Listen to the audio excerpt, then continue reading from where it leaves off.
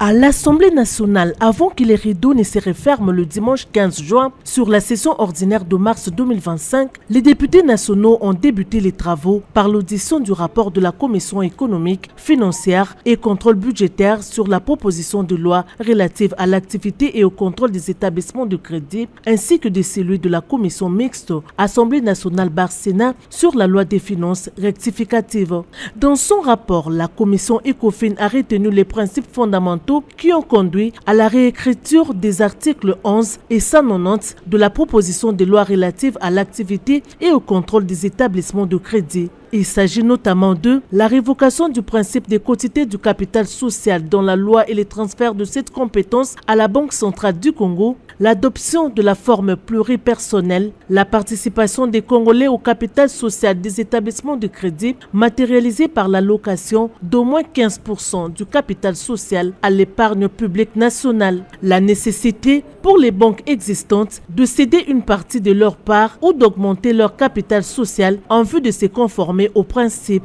la prolongation du délai de mise en application a mentionné dans la loi, la création d'un marché financier local. Concernant la loi des finances rectificatives, la commission mixte Assemblée nationale Sénat renseigne que ce texte a connu les amendements suivants. Il s'agit de modification de l'article 78 de la loi des finances numéro 24/11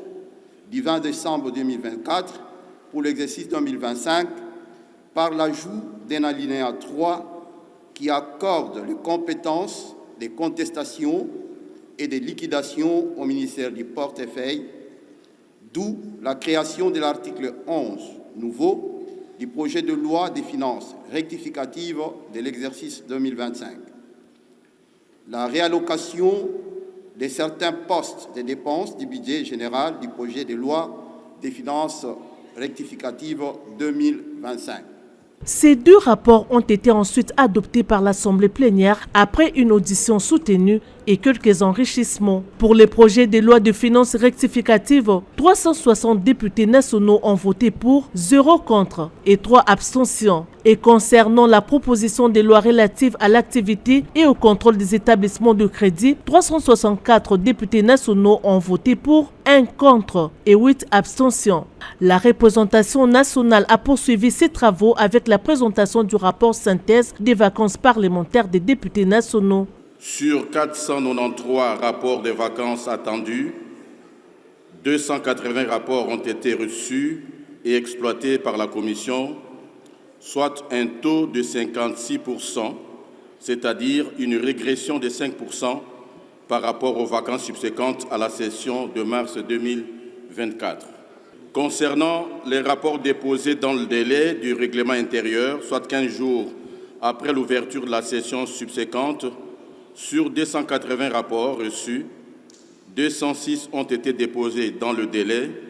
contre 74 hors délai. Ce rapport a été adopté par les élus du peuple qui ont par la même occasion formulé quelques propositions à la commission temporaire mise en place pour son élaboration pour que les problèmes évoqués ne restent pas lettre morte. Avant de décréter les huis clos en rapport avec la présentation du rapport de la commission spéciale et temporaire chargée d'examiner les réquisitoires du procureur général près la Cour de cassation aux fins d'autoriser des poursuites judiciaires contre le ministre de la Justice et la présentation du projet du budget de l'Assemblée nationale pour l'exercice 2026, la plénière a auditionné le rapport du bureau sur les initiatives législatives, le contrôle parlementaire, le contrôle budgétaire et l'exécution des résolutions et recommandations.